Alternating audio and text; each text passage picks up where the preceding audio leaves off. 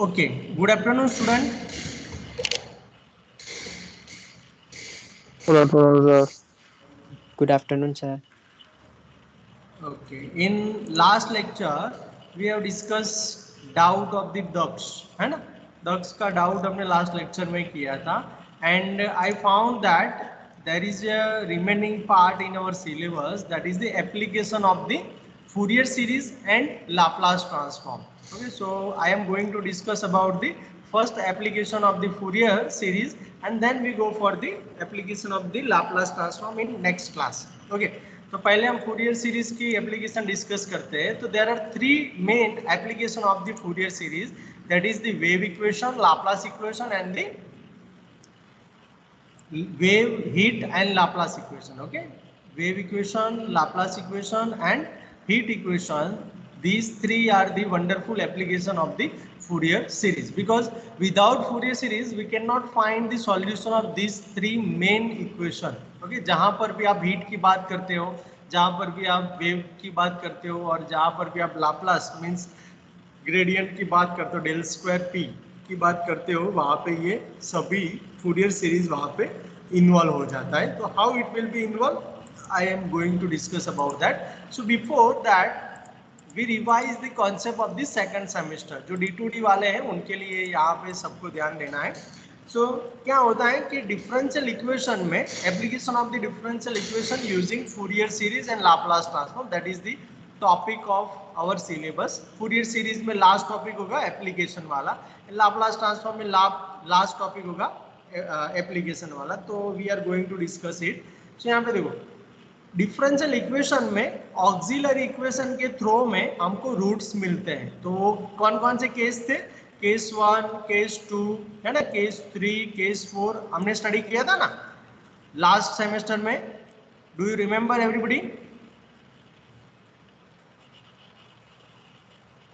आपको याद है किसी को? यस और नो तो बताओ, जो पढ़ के आए वो. Do you remember differential equation में ऑक्सिलरी Yes, इक्वेशन? sir. हाँ, देखो हम ऐसा करते हैं कि फॉर एग्जांपल 1 मिनट, यस, ये मेरा डिफरेंशियल इक्वेशन है, तो मैं आपको शॉर्ट में समझा रहा हूँ सबको. तो look at here, for example this is my differential equation, y square minus 2y, okay, y square नहीं, y double dash, y double dash minus 2y dash plus y equal to 0. Okay, so this is my differential equation. तो ये differential equation को D2D वाले ध्यान रखना, D square Y minus 2dy plus y equal to 0 में लिख सकता हूँ. अब इसको अगर मैं y कॉमन लूँ तो D square minus 2d plus 1 into Y is equal to 0 लिख सकता हूँ. सो इसमें मेरा F of D, F D क्या हो जाता है? एफ डी होता है D square minus 2d plus 1, और इससे मैं इसको बनाऊंगा M square minus 2m plus 1 equal to 0. And ये जो इक्वेशन है उसको बोलते हैं ऑक्सिलरी इक्वेशन. क्या बोलते हैं उसको? Auxiliary equation. Yes, auxiliary equation. और ऑक्सिलरी इक्वेशन से हमको 4 डिफरेंट रूट्स मिलते हैं. यहाँ पर तो हमारे पास एक ही केस है, लेकिन 4 टाइप के केस है. So case 1, case 2, okay, case 1, case 2, case 3 and case 4. Case 4, okay, 4 cases है उसके लिए कि अगर रूट्स जो है m1 not equal to m2 है तो उसका सॉल्यूशन हम yc कैसे लिखेंगे? तो c1 e raise to m1x plus c2 e raise to m2x, means e raise to के ऊपर ये जो भी रूट्स मिले उसको आपको यहाँ पे सब्सटीट्यूट करना है. So c1 means constant, e raise to m1x plus c2 e raise to m2x, इस तरीके से लिखना है. केस 2 में क्या आता है? तो दोनों अगर सेम है तो that means m1 equal to m2, कि दोनों ही दोनों रूट सेम है तो उसका yc हो जाता है c1 plus c2x E raise to एक ही बार आपको m1 या फिर m2 की वैल्यू यहाँ पे m में रिप्लेस करके रख देना है। That means yc is equal to c1 plus c2x E raise to mx।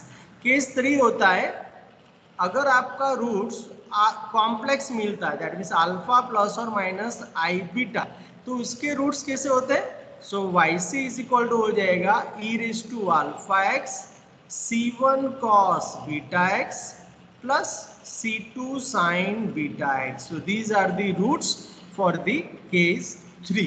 Okay, and case 4 में complex का repetition, that means alpha 1 plus or minus I beta and m2 हो जाता है alpha 2 plus or minus I beta, means दोनों ही दोनों same, m1 is equal to m2 वाला case.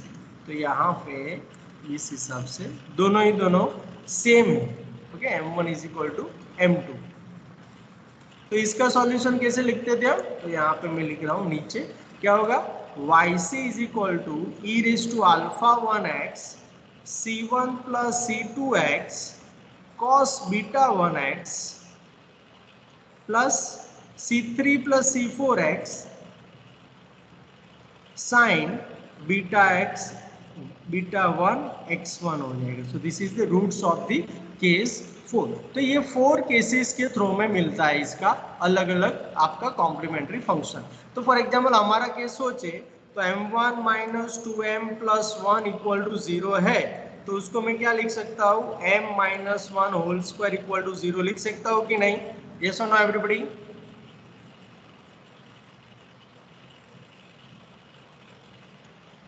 Okay, Yes, sir. है ना? अब ये मेरा है m minus 1 whole square equal to 0, इसको सॉल्व करूंगा तो m minus 1 equal to 0 one time and m minus 1 equal to 0 second time. So m is equal to मुझे पहले में से भी 1 मिलेगा, सेकंड में से भी 1 मिलेगा। सो 1 1 मेरा रूट्स हो जाता है। तो m इज इक्वल टू 1 1 हुआ, तो अब मेरा क्या हो जाएगा? देखो मेरा कौन सा केस यहाँ पे फॉलो होता है? दोनों रूट सेम आए तो D2D Second वाले case. Second, yes second case होगा ना। ओके, तो सेकंड केस के हिसाब से मेरा yc क्या हो जाएगा? So yc is equal to c1 plus c2x E raise to m की वैल्यू यहाँ पे क्या है? 1 1 है, तो यहाँ पे 1 इंटू एक्स आ जाएगा। सो आपका सॉल्यूशन हो गया c1 plus c2x E raise to x मिलेगा। So is there any doubt, any question in this discussion? Anybody?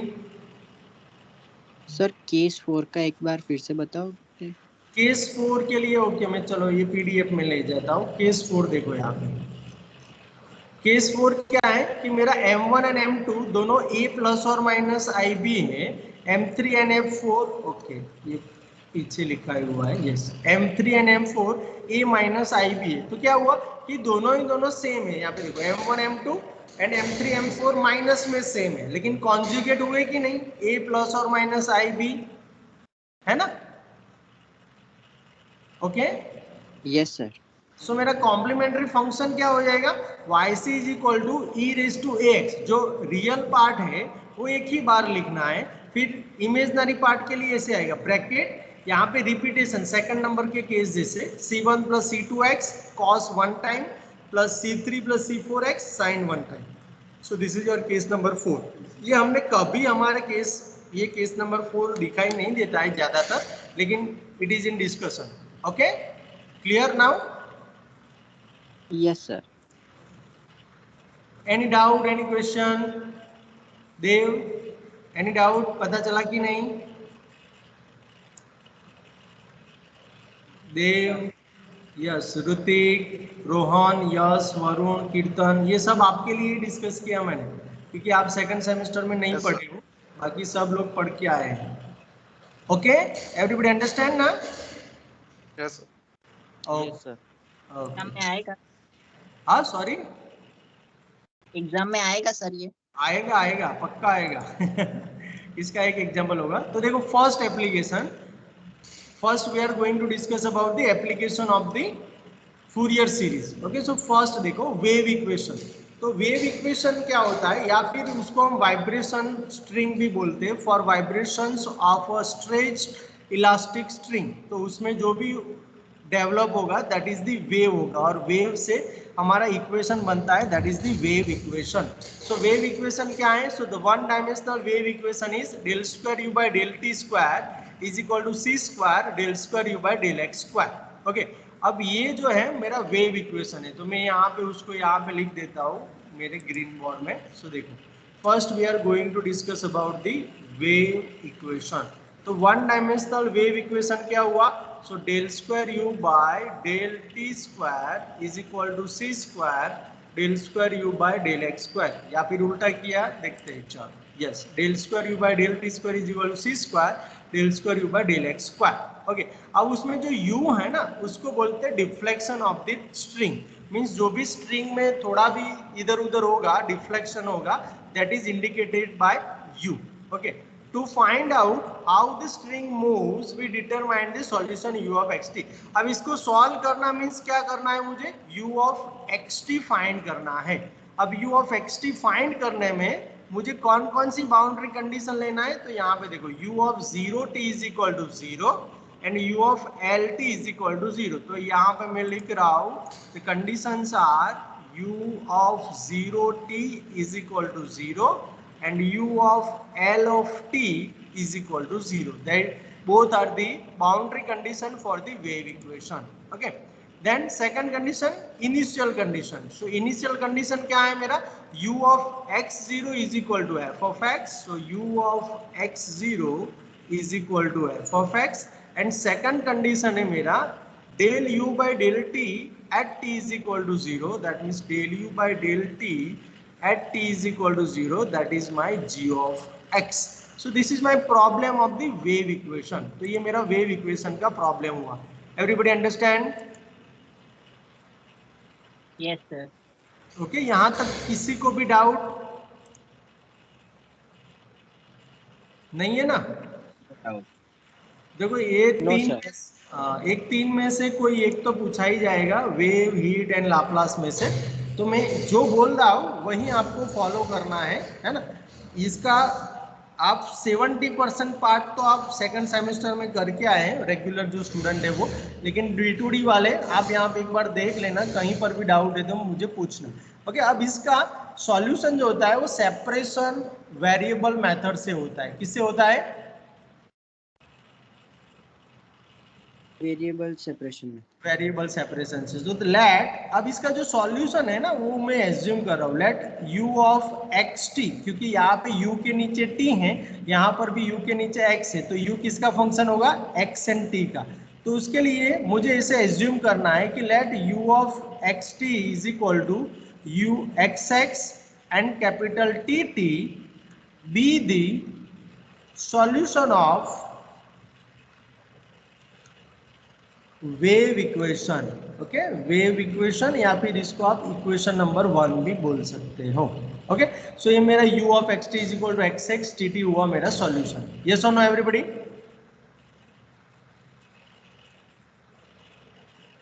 Yes sir. Okay, yes sir. अब मुझे यहाँ पे कितनी बार डिफरेंशिएशन चाहिए? दो बार चाहिए. तो मैं इसका जो इक्वेशन में बोल रहा हूँ नंबर 2 का 2 बार विथ रिस्पेक्ट टू x करूंगा एंड 2 बार विथ रिस्पेक्ट टू t करूंगा, है ना. सो डिफरेंशिएट पार्शियली, यहाँ पे पार्शियल डेरिवेटिव आएगा. So partially with respect, differentiate equation two, partially ऐसे लिखेंगे, differentiate equation two partially with respect to x and t respectively. देखो, हाँ यहाँ पे मैंने रिस्पेक्टिवली लिख दिया है, तो यहाँ पे क्या आएगा? First del u by del x and del u by del t find करना है. तो del u by del x इसका करूंगा तो सिर्फ x का होगा, t उसके लिए कांस्टेंट है. तो x का फर्स्ट डेरिवेटिव में बोल रहा हूँ x dash and t as it is, तो x डैश t हो जाएगा. यस और नो एवरीबॉडी? Yes sir. है ना. अब इसका second derivative that means del square u by del x square करूं तो क्या आ जाएगा? x double dash into t मिल जाएगा. ओके, D2D वाले अंडरस्टैंड?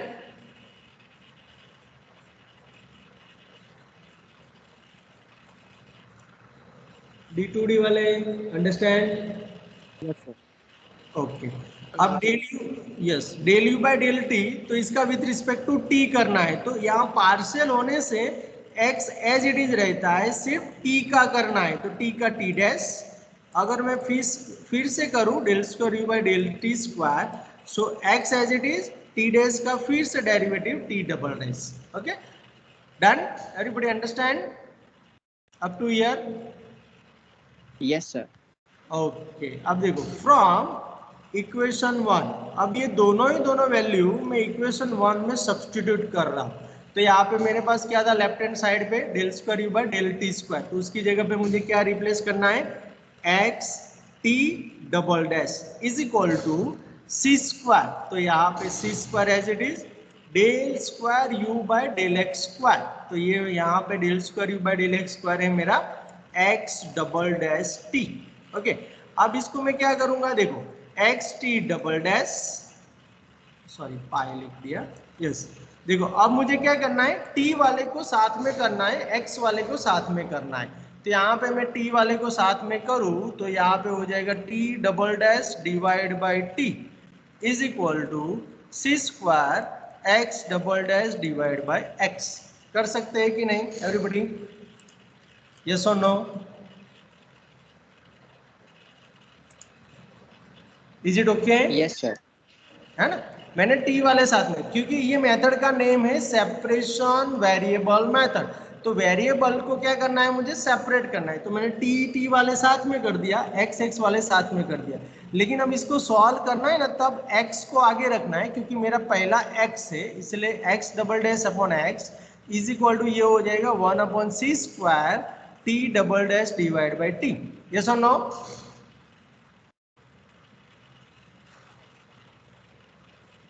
Yes sir. Yes. अब ये दोनों को इक्वल टू मुझे कोई कांस्टेंट के लेना पड़ेगा, क्या लेना पड़ेगा, कांस्टेंट के। ओके, क्योंकि सेपरेशन वेरिएबल में ऐसा हमको सजेस्ट कर दिया है, सो देयरफॉर यहाँ पे देखो मेरा फर्स्ट हुआ x double dash upon x is equal to k, and second मेरा हुआ 1 upon c square t double dash divide by t is equal to k. Done? Understand everybody?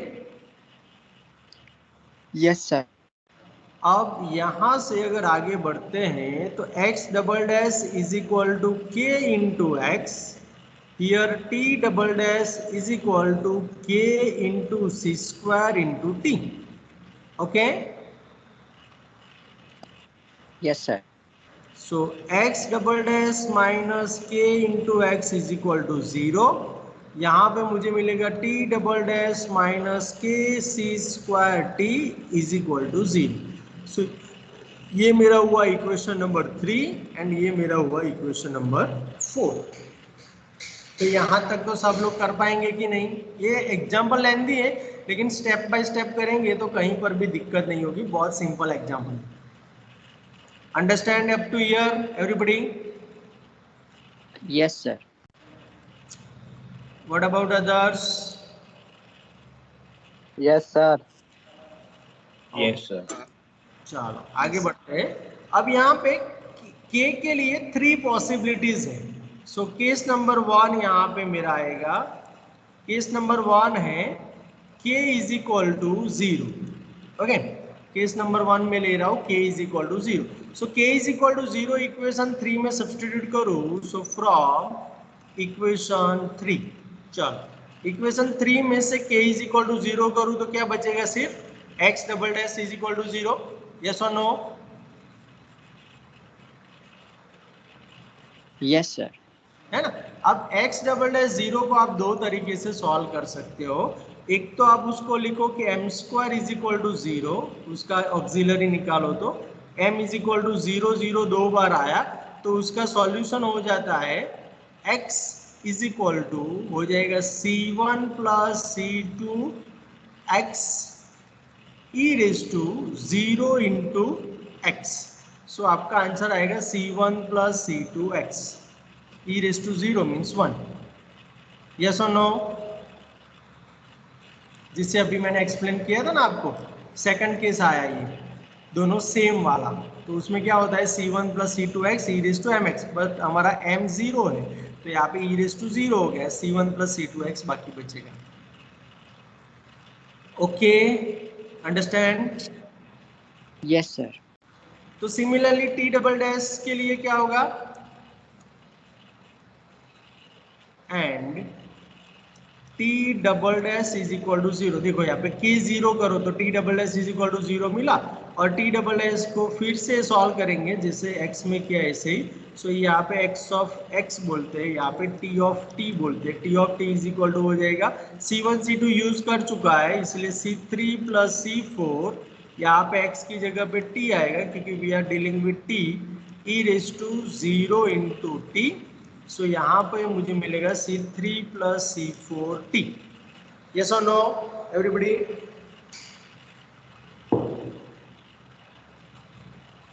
Yes, sir. Yes, sir. तो ये मेरा u of xt क्या मिला मुझे, तो x of x into T of T मैंने जो सपोज किया था, देखो मैंने उसी से स्टार्ट किया था ना कि u of xt is equal to x x t t. तो अब ये दोनों की वैल्यू मैं इसमें सब्सटीट्यूट कर देता हूँ, तो यहाँ पे मुझे मिलेगा C1 प्लस C2x एंड यहाँ पे C3 प्लस C4t। तो ये दोनोों को अगर मर्ज करे तो कर सकते हैं, लेकिन अभी नहीं कर रहे, चलो उसको एज इट इज रख रहा हूं मैं, और इसको बोल रहा हूं equation number star. Done? Everybody understand?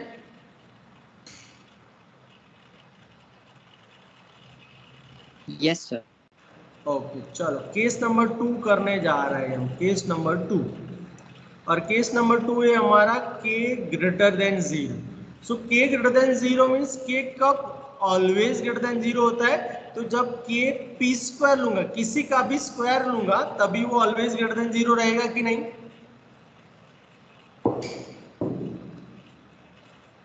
Yes, sir. Yes sir. Okay, तो उसको आप इसमें सब्स्टिट्यूट करो, चलो 3 में सब्स्टिट्यूट करो k की जगह पे, तो मुझे क्या मिलेगा, सो फ्रॉम इक्वेशन 3 क्या मिलेगा, x double dash minus p square into x is equal to 0। So यहाँ पे आप इसको ट्रांसफर करेंगे तो आपको मिलेगा d square minus p square into x is equal to 0। तो ऑक्सिलरी इक्वेशन क्या हुआ इसके लिए, ऑक्सिलरी इक्वेशन हुआ m, d की जगह पे m, so m square minus p square is equal to 0। तो इसको सॉल्व करेंगे तो m minus P m plus p equal to 0, तो मेरा m हो जाएगा p एंड दूसरे में से आएगा minus p। Is it okay? Yes sir. Yes, sir. है ना? तो मेरे कौन से केस के साथ ये सेट हुआ, 4 केसेस में से 1 केस के साथ। तो उसका सॉल्यूशन कैसे लिखना है, C1 e raise to m1x plus C2 e raise to m2x। तो यहाँ पे मुझे लिखना है x of x, therefore x of x is equal to C1 e raised to m1, m1 means मेरा p है, so px plus C2 e raised to m2 मेरा minus p है, so minus p into x। Okay, done first के लिए? Yes, sir. चलो अब यही चीज हम 4 के लिए करते हैं, तो from equation 4 k is equal to p square replace करो, चलो इसमें तो क्या आएगा, so t double dash minus p square c square t equal to 0। Okay, तो इससे मुझे क्या मिलेगा, अगर इसको मैं d में ले जाऊं तो D square minus p square c square into t is equal to 0। तो ऑक्सिलरी इक्वेशन क्या हुआ मेरा, ये होगा m square minus p square c square is equal to 0। तो यहाँ पे m minus p c m plus p c equal to 0। So roots मुझे मिलेंगे m इज इक्वल टू एक बार प्लस पी सी मिलेगा एंड दूसरी बार माइनस पी सी मिलेगा। Okay, so therefore t of t again as per the first case ये मेरा हो जाएगा C1 C2 मैंने यूज किया है, तो C3 e raise to p की जगह पे सॉरी आ गया, यस हाँ, ई रेस टू m1 है मेरा pc, so pct plus c4 e raise to minus pct. Is it okay? Understand everybody? Yes, sir. So u of xt second case के लिए क्या हुआ? सो xx tt. सो मेरा x है c1 e raise to px plus c2 e raise to minus px bracket into second bracket, that means c3 e raise to pct plus c4 e raise to minus pct. Okay, understand? Yes, sir. What about others? पता चल रहा है? Yes, sir. Yes sir. Yes, sir. Okay, then third case, case number 3. केस number 3 कौन सा बाकी बचा? आप देखो, पहले हमने k इज इक्वल टू 0 किया, सेकंड केस में k ग्रेटर देन 0 लिया, तो अब कौन सा बाकी बचा? Less than 0. Less than 0. Very good. So k less than 0. तो k ऑलवेज जब कब लेस देन 0 होता है? तो k इज इक्वल टू जब मैं माइनस पी स्क्वायर लूंगा तब. माइनस पी स्क्वायर मीन्स अगर आप कोई भी वैल्यू को स्क्वायर करेंगे तो पॉजिटिव हो जाएगा, और आगे माइनस की वजह से वो ऑलवेज लेस देन 0 हो जाएगा. यस और नो? Yes, sir. अब ये k is equal to minus p square मुझे 3 में एंड 4 में सब्सटीट्यूट करना है. तो फ्रॉम इक्वेशन 3 क्या होगा? देखो क्या मिलेगा? So x double dash minus minus plus हो जाएगा, p square x is equal to 0 होगा, और उसके लिए आपको मिलेगा d square plus p square into x is equal to 0. तो ऑक्सिलरी इक्वेशन आपका हो जाएगा m square plus p square equal to 0. अब इसके लिए आपको सॉल्व करने के लिए क्या करना पड़ेगा? माइनस आई स्क्वायर सब्सटीट्यूट करना पड़ेगा, क्योंकि आई स्क्वायर होता है -1, so minus minus plus p square हो जाएगा. सो इसके दो रूट्स मिलेंगे, m is equal to 1 time plus second time minus. Okay, understand? Yes, sir. Yes, sir. अब ये तो कॉम्प्लेक्स वाला केस हुआ, तो कौन सा केस हुआ हमारे? थर्ड वाला. यस, अल्फा उसमें हुआ 0 एंड बीटा हुआ मेरा p.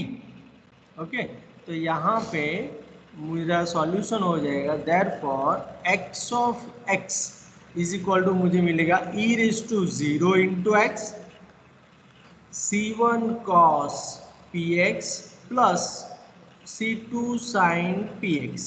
सो यहाँ पे मुझे मिला c1 cos px plus c2 sin px, that is my x of x. Okay, अब similarly from equation 4 same thing वहाँ पे होगा, सिर्फ t में आ जाएगा, t double dash plus p square c square t is equal to 0, और यहाँ पे आपको मिलेगा d square plus p square c square into capital t equal to 0. So auxiliary equation आ जाएगा मेरा d square, sorry m square में आएगा, so m square plus p square c square is equal to 0, और यहाँ पे मुझे मिलेगा m square minus i square p square c square is equal to 0, because I am using x minus y x plus y formula. So मुझे यहाँ पे मिलेगा m minus i p c and m plus i p c equal to 0. तो मेरे दो रूट्स हुए m equal to plus i p c and minus IPC. Okay, these are the roots for me. अब m में मेरे IPC and minus IPC आया है, तो T of T क्या हो जाएगा? So T of T is equal to हो जाएगा C3, C1 C2 तो है, so C3 cos क्या होगा यहाँ पे? PCT, yes or no? plus C4 sin PCT. Understand everybody? Yes, sir. Yes, Yes, sir. sir. Yes, sir. सो मेरा u of x T जो मेरा जनरल था वो मुझे क्या मिला एक्स एक्स टी टी. सो एक्स एक्स मेरा हो जाएगा C1 cos px plus C2 sin px into C3 cos pct plus C4 sin pct. Okay, so equation star और इसको बोलेंगे डबल स्टार एंड लास्ट में जो मिला उसको हम बोलेंगे ट्रिपल स्टार. ओके, सो मेरे पास 3 पॉसिबिलिटी हुई कि नहीं everybody? Yes, sir. So the possible solutions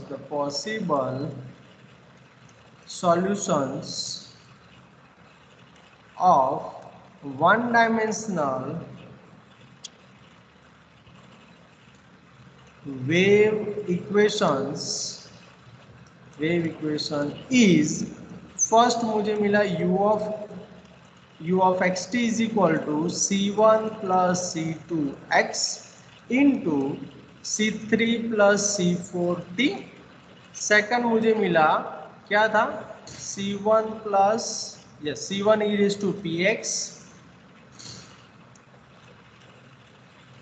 plus c2 e raised to minus px, यहाँ पे c3 e raised to pct plus c4 e raised to minus pct. And third मुझे मिला अभी जो हमने फाइंड किया वो c1 cos px plus c2 sin px, यहाँ पे c3 cos pct plus c4 sin pct. So any doubt, any question, anybody up to here? किसी को भी no doubt? Okay No doubt, sir. Okay, अब next हम चलते हैं. तो यहाँ पे देखो हमने यहाँ तक पहुँच गए, ये पूरा डिस्कशन किया. Yes, the various possible solution तक हम पहुँच गए. ओके, तीनों हमको मिल गया.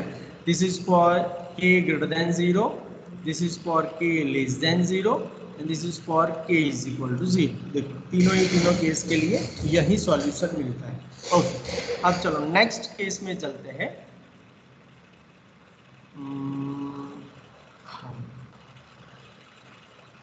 यस, देखो अब यहाँ पे फर्स्ट, सेकंड एंड थर्ड, अब तीनों के लिए मेरे पास डिफरेंट कंडीशन है. कौन कौन सी कंडीशन है? यहाँ तक किसी को भी डाउट नहीं है ना? No doubt, sir. ओके, अब देखो u of 0t is equal to 0, u of lt is equal to 0, u of x0 is equal to f of x and del u by del t is equal to g of x. अब इसमें से अगर आप देखेंगे तो हमारे पास 3 properties है, 3 solution है. तो उसमें से अगर मैं फर्स्ट यूज करता हूँ, चलो u ऑफ 0t में फर्स्ट में यूज करता हूँ, तो u ऑफ 0t क्या होगा फर्स्ट के लिए बताओ. चलो मैं यहाँ पे दूसरे इंक लेता हूँ. u ऑफ 0t क्या मिलेगा? यस, u ऑफ 0t क्या होगा? C1 into C3. C1 into C3 plus C4t है ना. सो C1 C3 plus C1 C4t ये मिलेगा कि नहीं? Yes, sir. है ना. अब सिमिलरली अगर मैं ULT फाइंड कर रहा हूं तो ULT होगा मेरा C1 प्लस C2L एंड यहाँ पे होगा C3 प्लस C4t. तो ये जो है ना, मैं आपको ये बताने जा रहा था कि जो फर्स्ट एंड सेकंड है ना वो फिजिबल नहीं है, फिजिबल सॉल्यूशन नहीं है ये वेव इक्वेशन के लिए. क्यों? क्योंकि वेव इक्वेशन जो होता है वो ऐसे वेव आते हैं. यस और नो? वेव्स Yes, ऐसे sir. होते हैं कि नहीं? तो ये जो बिहेवियर है वो सिर्फ साइन एंड कॉस में दिखाई देता है. तो हम ऐसा भी बोल सकते हैं this is the behaviour of the periodic function. Yes और no? Yes, sir. Yes, sir. जैसे ही आप देखो, ये फॉर एग्जांपल ये मेरा कोई हुक है और हुक पे मैं यहाँ पे कोई स्ट्रिंग यहाँ पे मैं दे रहा हूँ, ओके। सो ये स्ट्रिंग जो है वो, ये केस मेरा कौन सा हुआ, स्ट्रेट लाइन वाला हुआ, मीन्स उसमें कोई वेव ही नहीं है, ये सो नो। तो ये तो ट्रिवियल केस हुआ कि नहीं, अंडरस्टैंड। Yes, sir. और हमको तो वेव चाहिए, तो फिर ये मेरा फॉर एग्जांपल ये कोई प्लेट है और यहाँ पे हुक है, तो हुक में अगर वेव्स आते हैं और इस हिसाब से वेव्स हो रहे हैं, तो that should be the physical condition, means ये फिजिबल है ना, ये फिजिबल नहीं है। तो फर्स्ट एंड सेकंड जो सॉल्यूशन है वो हमारे रियल सिचुएशन में सही नहीं है, अंडरस्टैंड एवरीबॉडी। Yes, sir. उसमें कहीं पर भी कॉस एंड साइन नहीं है, इसलिए वो रियल सिचुएशन में, means experimentally first and second is not feasible solution, okay. तो हम सिर्फ थर्ड पे कंसंट्रेट करेंगे। सो यहाँ पे सीधा हम लिख सकते हैं the physical solution, the feasible solution of wave equation is, कौन सा हो जाएगा, u of x t is equal to last वाला c1 cos p of x plus c2 sin p of x and then c3 cos p ct plus c4 sin p ct। तो यहां तक किसी को भी प्रॉब्लम फिजिबल सॉल्यूशन में?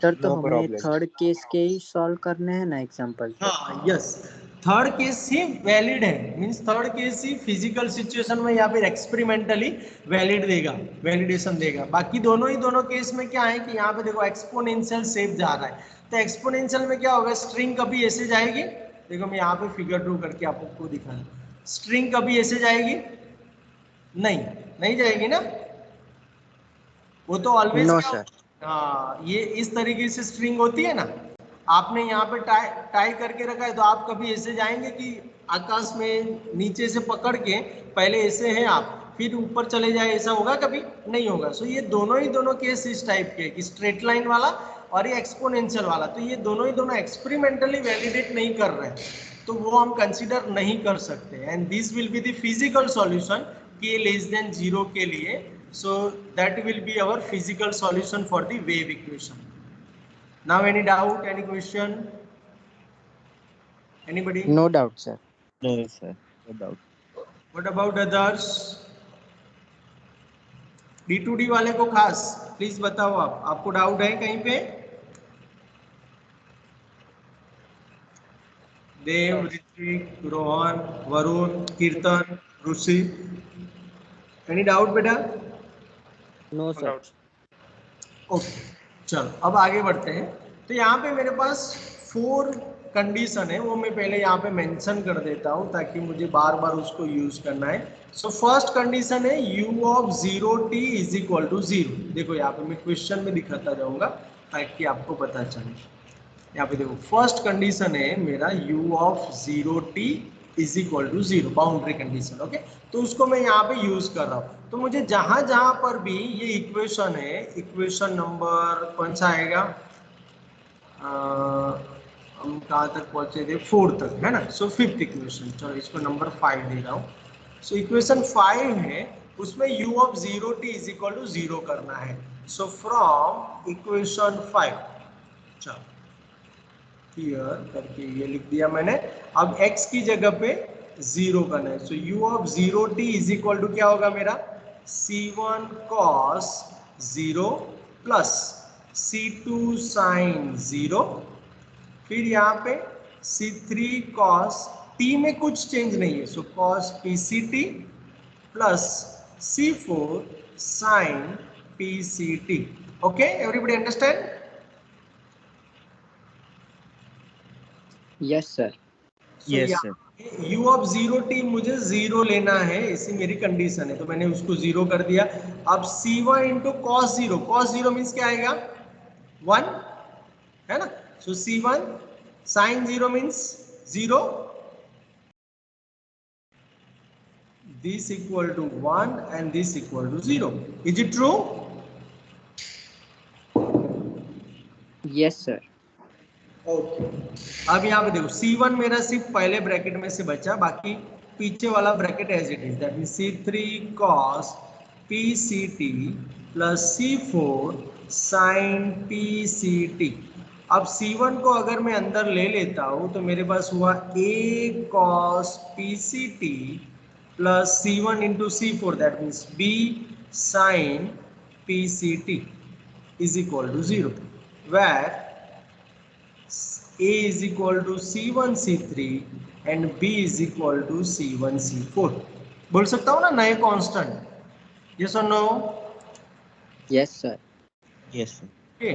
तो यहाँ पर भी देख लेते हैं उन्होंने क्या किया है. Yes. हाँ. Okay. अब यहाँ पे देखो.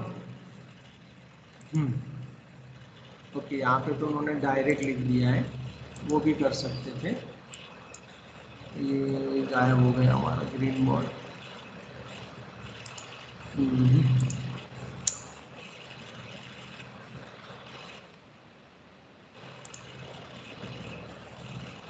One minute. हाँ यस. तो देखो यहाँ पे हम ये स्टेप नहीं करेंगे ना तो भी चलेगा, ऐसा उन्होंने सजेस्ट किया है तो नहीं करते हैं, खामखा ज़्यादा कंफ्यूजन वाला काम नहीं करते हैं. ओके अब यहाँ पे देखो ये दोनों में से जीरो बनाना है मुझे, तो यहाँ पे हमारे पास हम मैथ्स में क्या करते हैं वो भी आपके साथ डिस्कस कर लेता हूँ. तो देखो यहाँ पे मेरा x into Y is equal to 0 होता है, तो हम क्या लिखते हैं, either x is equal to 0 और y is equal to 0. Yes और नो? Yes sir. है ना.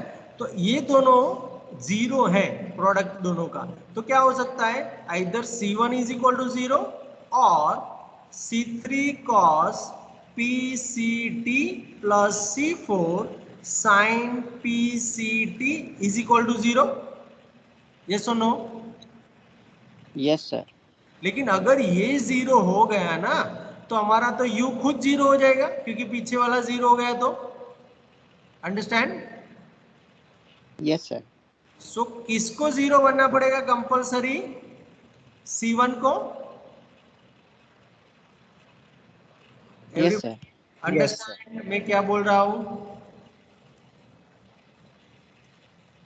बट इट फिर से रिपीट कर रहा हूं, ये दोनों 0 है, उसका मीनिंग क्या हुआ, आइदर C1 विल बी 0 या फिर C3 cos PCT plus C4 sin PCT ये 0 हो गए. ये दोनों में से कोई एक को 0 बनना पड़ेगा तब जाके 0 होगा. लेकिन अगर ये बाय चांस 0 बन गया तो मेरा तो u जो खुद है वो तो 0 हो जाएगा, और 0 तो ऑलवेज डिफरेंशियल इक्वेशन का सॉल्यूशन होता है कि नहीं? वो तो एकदम ट्रिवियल केस हो गया. हाँ तो ये तो पूरा 0 हो गया, तो हमको तो कुछ फाइंड करने की जरूरत ही नहीं पड़ी, और वो फिजिबल ही नहीं है क्योंकि 0 तो ऑलवेज सॉल्यूशन होता है. तो फिर हमको C1 इज इक्वल टू 0 को कंसीडर करना पड़ेगा. Now is it okay? Sir यहाँ पे हम x की वैल्यू को डायरेक्ट कंपेयर करें तो भी चलेगा ना? x की वैल्यू को कहाँ से कंपेयर करेंगे बोलो? सर ये xt है तो यहाँ x हमने 0 ले लिया तो u ऑफ 0t हुआ. x को कहाँ 0 लिया है बेटा? सर ये जो जनरल इक्वेशन आया ना कुछ इक्वेशन 5, हाँ हाँ उसमें हमने x को 0 ले लिया ना, ये आपने जो किया उसमें. हाँ हाँ तो उसमें सर डायरेक्टली वो x की वैल्यू को कंपेयर करें. हाँ वो भी चलेगा, लेकिन ये समझाने के लिए और समझने के लिए ये जरूरी था कि अगर ये 0 करते हैं तो u 0 हो जाता है, इसलिए मैंने ये पूरा लिया और यही आपको करना पड़ेगा, नहीं तो फिर एग्जाम में क्या होगा कि थोड़ा रॉन्ग इंटरप्रिटेशन हो जाएगी. आप कर सकते हो, आप वो सही है, लेकिन एक को कंसंट्रेट नहीं करना है, दोनों को साथ में कंसंट्रेट करना है. Okay sir. ओके सो अब मेरा नया u क्या हो गया बताओ, चलो u of xt is equal to क्या हो गया?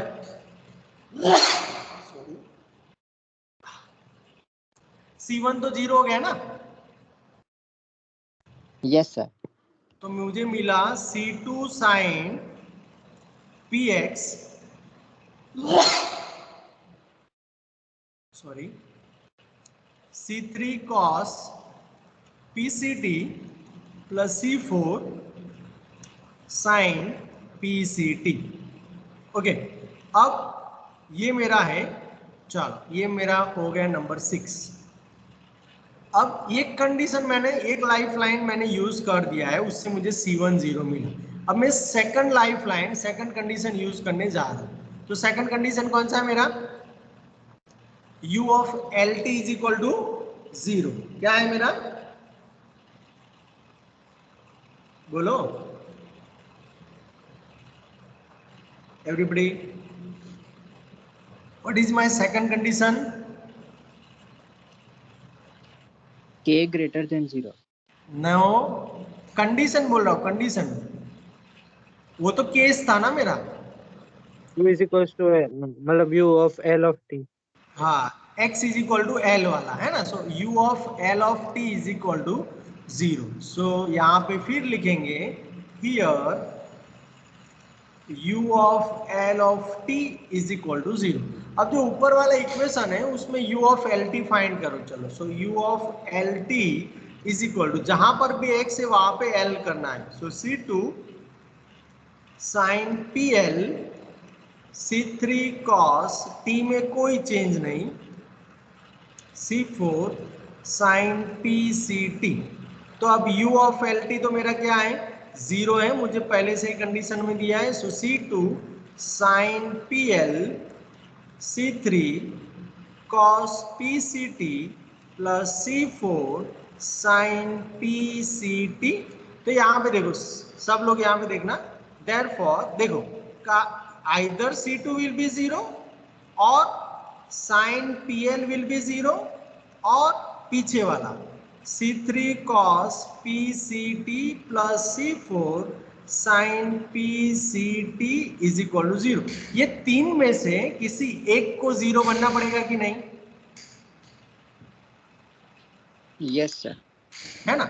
अब ये तीन में से किसी एक को 0 बनना है तो कौन सा वैलिड होगा बताओ। चलो, अगर मेरा C2 0 कर देता हूं तो C2 0 हुआ, C1 0 हुआ, तो कौन 0 हो जाएगा मेरा? 5 में पूरा x 0 हो गया। तो x 0 हो गया तो पूरा मेरा u 0 हो गया। तो ये तो वैलिड नहीं है। अंडरस्टैंड? Yes sir. बाकी के लोगों को क्या लग रहा है? Yes, sir. है ना।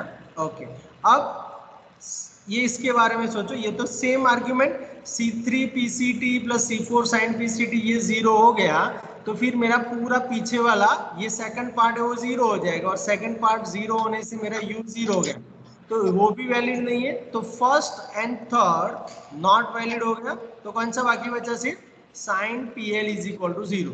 सो sine PL is equal to 0 अगर मैं करता हूं तो साइन कब 0 होता है? एन पाई पे।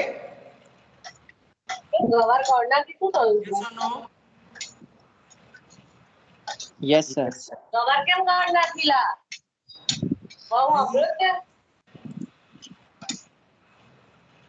Okay, done. Sine n pi के लिए 0। तो अगर आप दोनों साइड से साइन को रिमूव करते हो तो you have PL is equal to n pi. So मेरा P क्या मिला?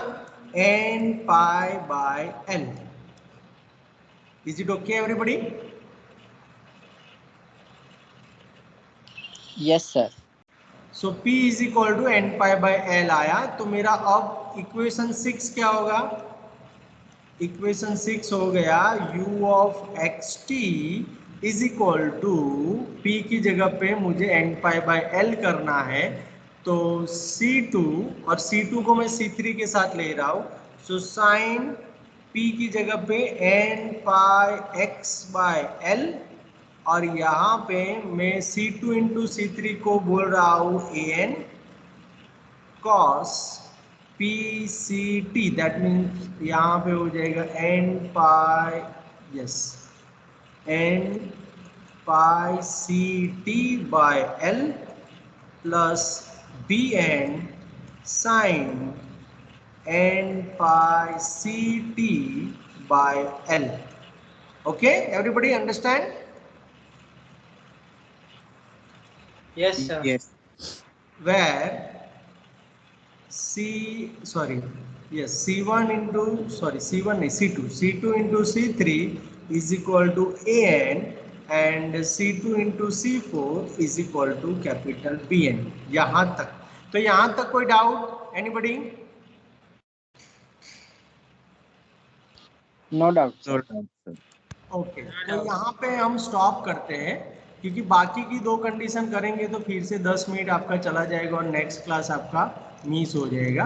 तो सेकंड कंडीशन कौन सा है? नेक्स्ट कंडीशन ये वाला देखो, u of x0 is equal to f of x and del u by del t is equal to g of x। ये दोनों को हम नेक्स्ट क्लास में डिस्कस करेंगे। So is it okay? Understand? Yes sir. Sir PDF आप share कर दोगे? Sorry क्या बात? ग्रीन स्क्रीन वो आप शेयर कर दोगे? हाँ, ग्रीन स्क्रीन कर दूंगा बेटा, कोई प्रॉब्लम नहीं। मैं इसीलिए लिख रहा हूँ ताकि आपको हर एक स्टेप में पता चले, क्योंकि ये पीडीएफ में तो हर एक स्टेप नहीं लिखे होंगे, वो सीधा लिखा होगा, इसीलिए। Done? Okay. So is there any doubt, any question in today's class? No doubt sir. और ये तीन में से कोई एक पूछा जाएगा तो थोड़ा ध्यान रखना, क्योंकि ये पता चलेगा तभी हमारा एग्जाम्पल हमको पता चलेगा, इसलिए हम ये डिस्कस कर रहे हैं। सो D2D वाले compulsory please look into this examples and derivation. So D2D वाले any doubt, any question? No doubt. No sir.